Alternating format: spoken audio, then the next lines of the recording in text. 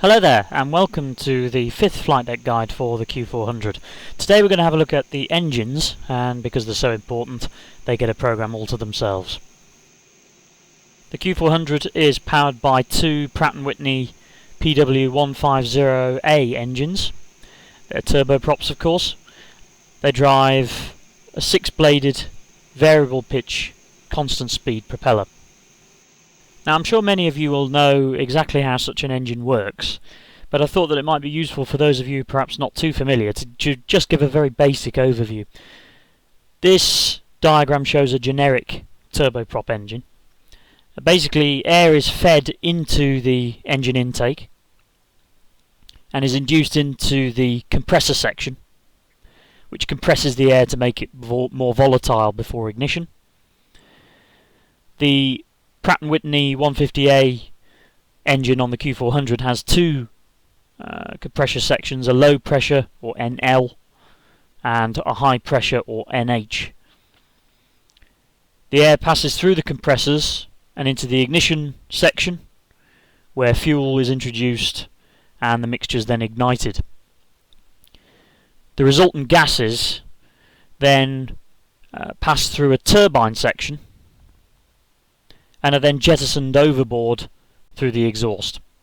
Here we have a more complex diagram, a cross-section if you like, of the Q400 engine. You could see where the air is induced into the engine itself in the inlet section.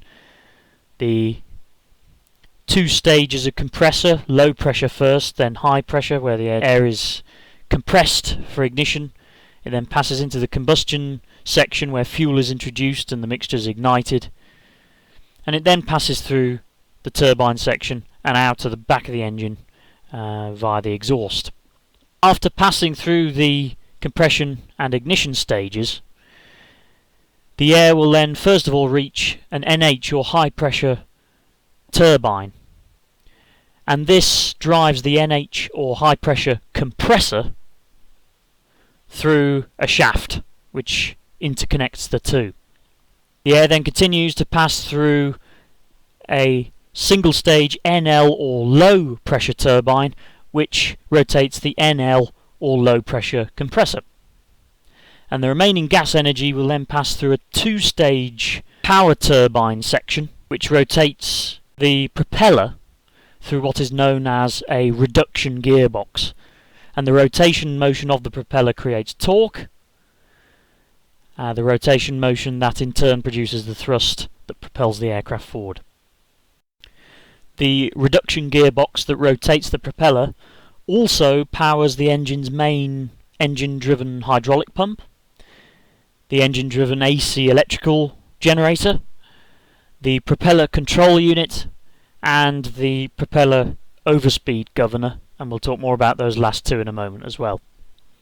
I shall also probably point out at this stage that the high pressure compressor, or NH, via the use of a gear drive also powers an accessory gearbox which powers the oil pumps, the high pressure fuel pump, the permanent magnetic alternator which provides electrical power to the engine control system, or FADEC. We'll talk more about that in a moment. The DC generator and the DC electrical starter as well. The Q400 engines are very advanced, modern turboprops. They're controlled by the FADEC, or Full Authority Digital Engine Computer, mounted on the left side of each engine inlet. This controls fuel flow to the engines and regulates it according to numerous inputs made by the pilot and the various aircraft detection systems. The FADEC is very complex and could really have a program all of its own. Maybe I'll do one day, but in the meantime I'll just give you some of the highlights if you don't mind. In the event of an engine failure on takeoff, the Auto Takeoff Power Control System, or ATCPS, augments the power of the single remaining engine to provide maximum power to climb to a safe altitude. This is known as up trim and is selected by the working engine's FADEC, which turns NTOP, or normal takeoff power, which we use for all standard departures, into MTOP, or maximum takeoff power. The ATCPS is armed when engine torque levels on the failed engine reduce, and the working engine power is then increased by 10%. This is accompanied by an up trim indication on the engine display,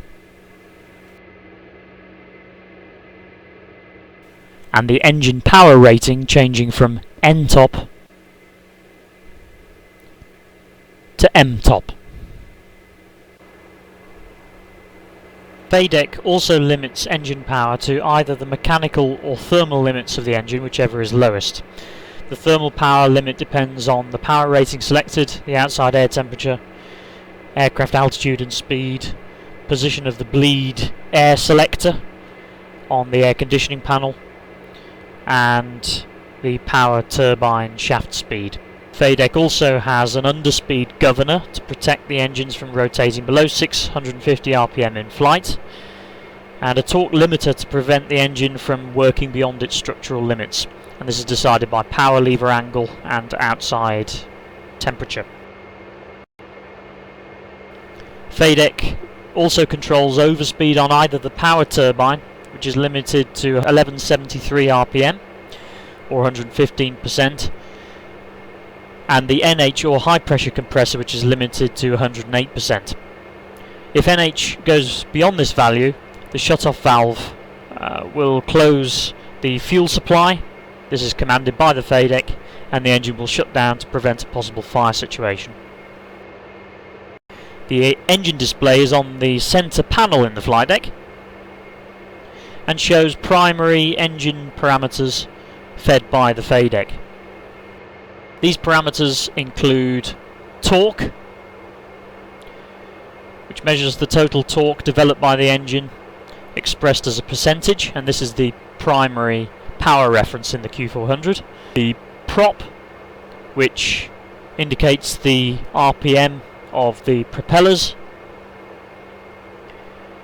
The NH gauge shows us the speed of the NH or high pressure compressor and turbine as a percentage of RPM. NL are the gauges that show the speed of the NL or low pressure compressor and turbine as a percentage of RPM. The ITT gauge shows the indicated turbine temperature in degrees Celsius. We also have the oil temperature and pressure gauges for each engine, temperature shown in degrees Celsius of course, and pressure shown in pounds per square inch. And in the middle we have gauges showing the fuel quantities in each wing tank, the fuel temperatures in each tank, and the static air temperature outside.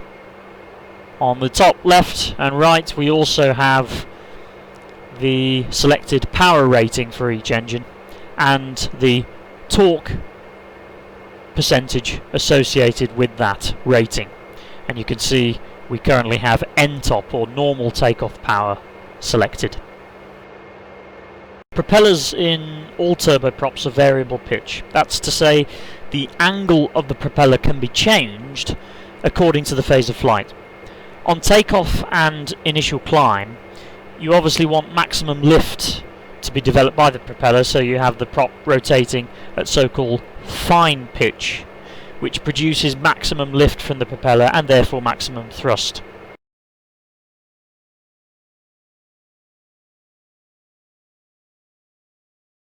This setting, however, also produces maximum drag.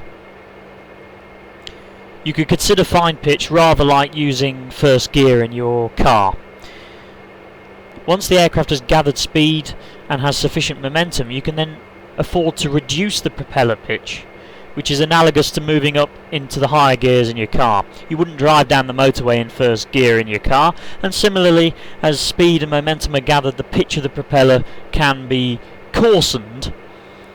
By doing so, the propeller isn't producing as much lift and therefore thrust force as it was in fine pitch, but it's also producing less drag and therefore using less fuel.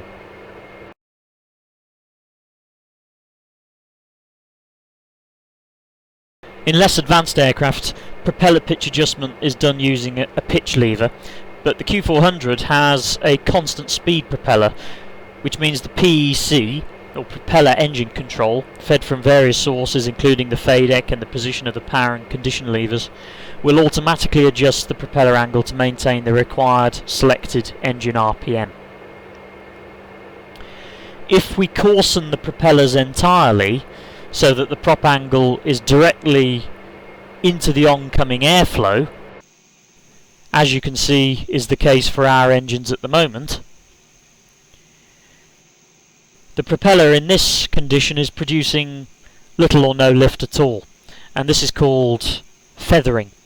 At the same time, it's also producing very little drag, which is why it's very important to feather propellers following an engine failure, and needs to be done as soon as possible to reduce the drag penalty from the failed engine. The Q400 has an auto feather system, which we'll look at a little bit later on. The power levers are located on the pedestal and allow for the adjustment of engine torque as required. They have a control lock fitted, as we've discussed in a previous video, which locks the flight controls to stop unwanted movement on the ground. At higher power settings in flight, the propeller will be in constant speed mode, which means the propeller engine control, or PEC, will automatically adjust the propeller angle to its optimum setting to maintain the selected engine RPM.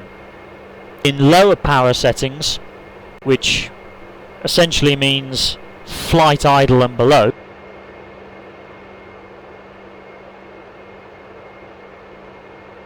the prop is in so-called beta mode. At flight idle, the engines are in flight beta, and beta mode is essentially where the propeller angle is directly related to the movement of the power levers. On the ground, when the props are in beta range, specifically ground beta, which means that the power levers are below the flight idle setting, the propeller ground range lights will illuminate with the respective engine number showing up in the push button. And in the real aircraft, a detent on the power lever stops inadvertent ground beta selection. In the sim, however, I'm afraid you'll just have to take extra care to ensure that this isn't selected in flight. If it is, then a beta warning horn will sound. Reverse power, which is below the disc section of the power lever settings, is used to slow the aircraft either after landing or for a rejected takeoff, though for normal landings it shouldn't be necessary to use reverse power, and indeed it is recommended to avoid using reverse power in normal operations so as to avoid increased engine wear and also to maximise comfort for the passengers. Placing the power levers between flight idle and rating setting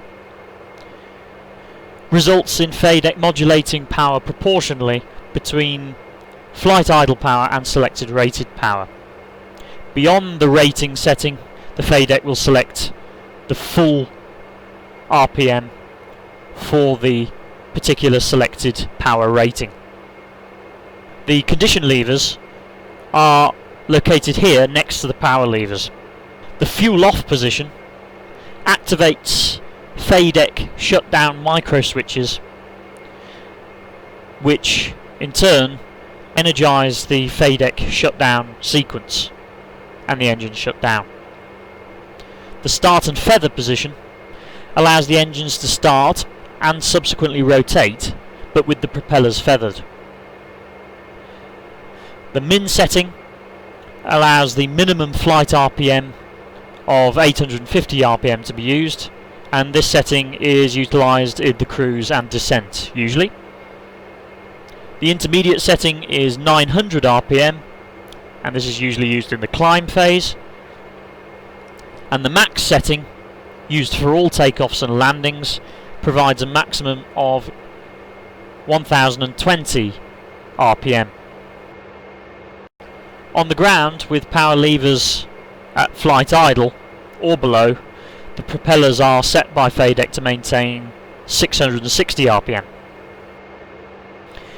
If the start and feather option is inadvertently selected in flight and the condition levers immediately move back to higher ordinary flight positions, the automatic underspeed protection circuits will come into action.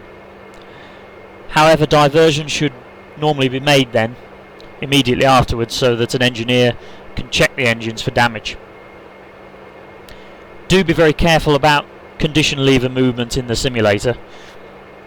At thrust reduction after takeoff, you should move the lever from max to 900 RPM for climb power. However, this has to be done very carefully to ensure the condition levers are not moved further back than actually desired. In the real aircraft there are detents which make inadvertent selection much harder, but of course we don't have that luxury in the simulator, so take extra care when using the condition levers in the sim.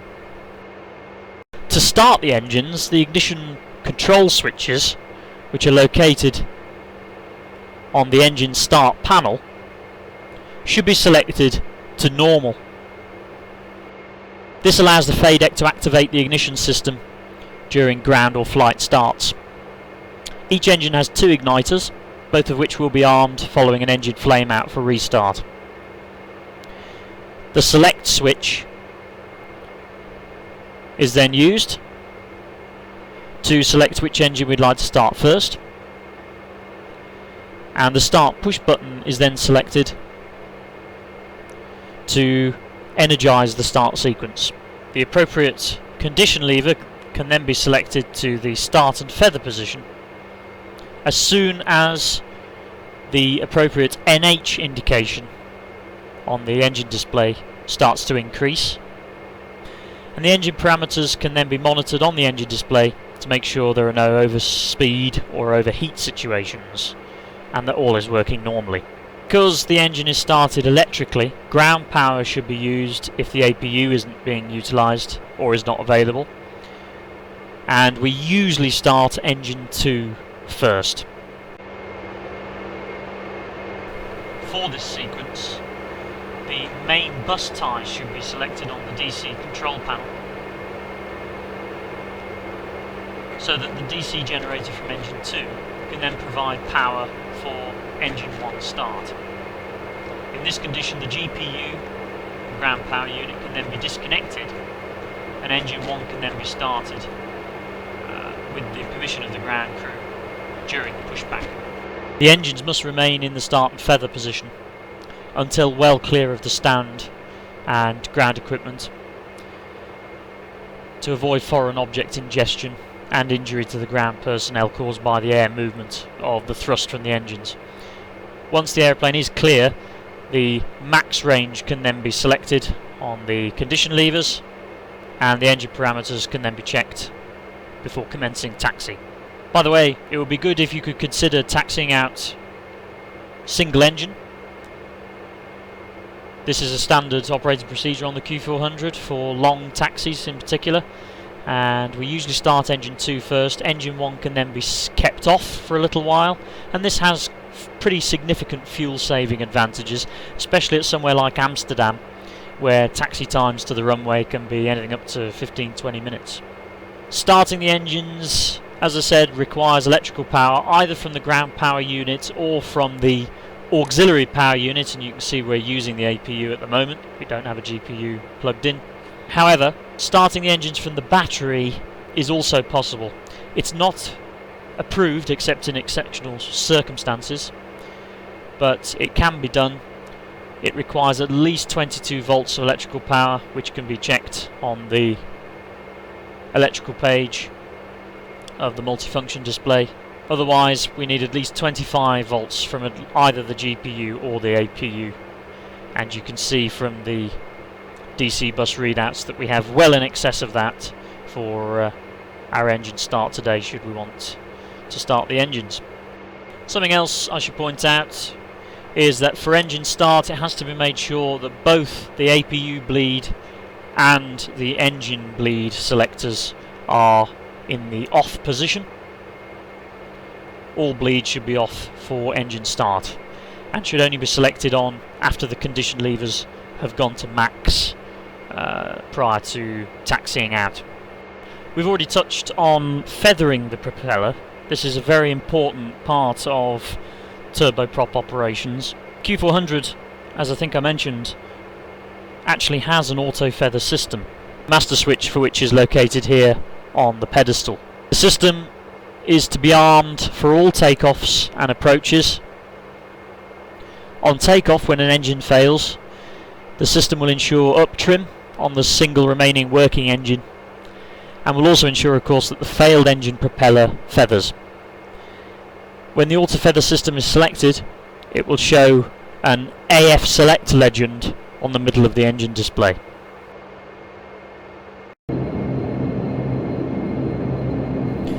The system arms when engine torque increases above 50%, and the AF Select legend turns to AF Arm.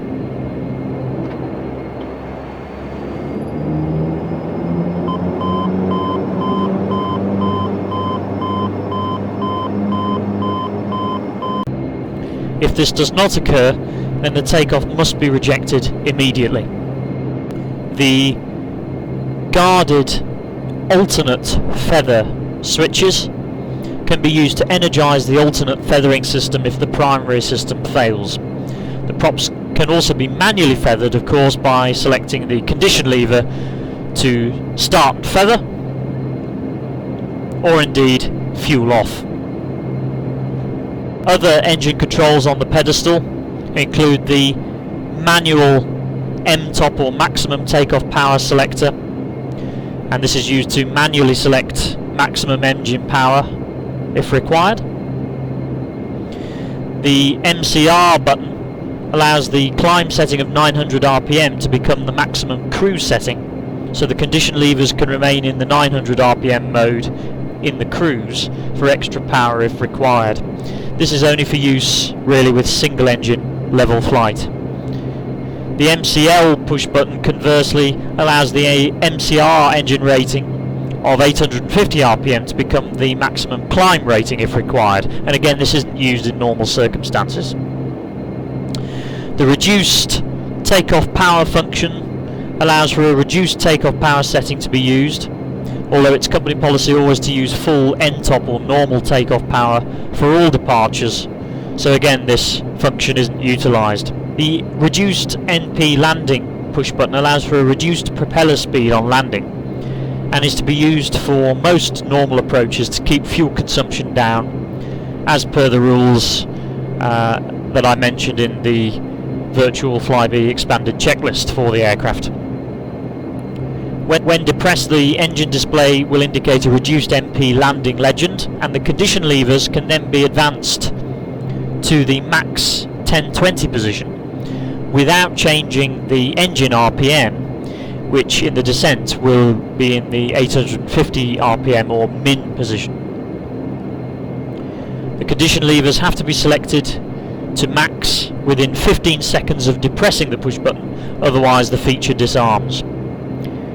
In this mode, if the power levers exceed 65 degrees in angle, the propeller will then revert from 850 RPM to the maximum 1020 RPM to provide us with maximum power for the missed approach.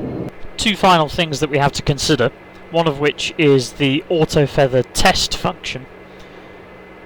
We have to test the auto feather prior to departure, and this is done as part of the cockpit preparation check, with the engines obviously switched off when we're on stand. And the test is initiated by using the auto feather arm push button that we've already looked at on the pedestal.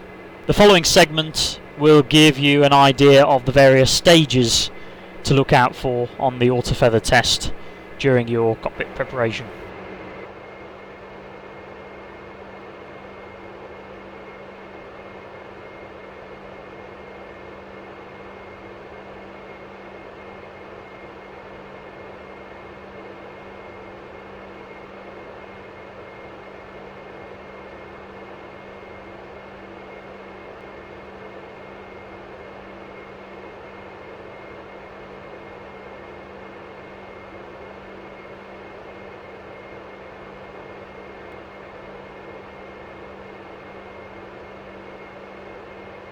The final feature we're going to look at is the prop overspeed governor, and in particular the test function, which allows us to test the integrity of the system. The governor will stop the engine essentially from going beyond its structural limits, so it's important to test to make sure the system works.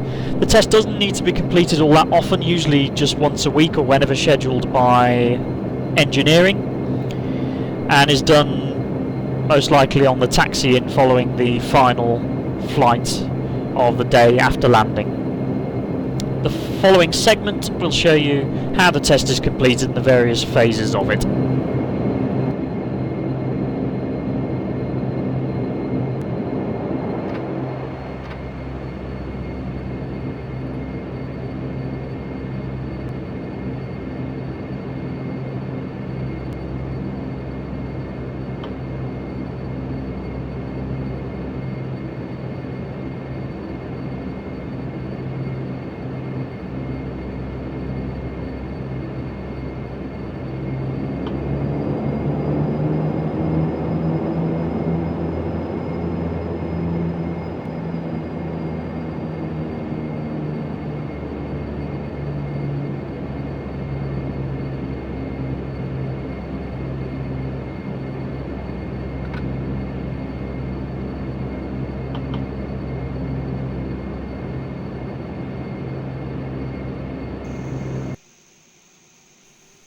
And that's it for this video. I hope you've enjoyed it, and I hope that these videos are being somewhat useful despite the poor sound quality. I am getting slightly better at editing each time. Thank you very much indeed for watching, and for those of you at the VA, don't forget you can always ask me any questions via the forum or via the email address, which is on the staff section of the website. And thanks for watching.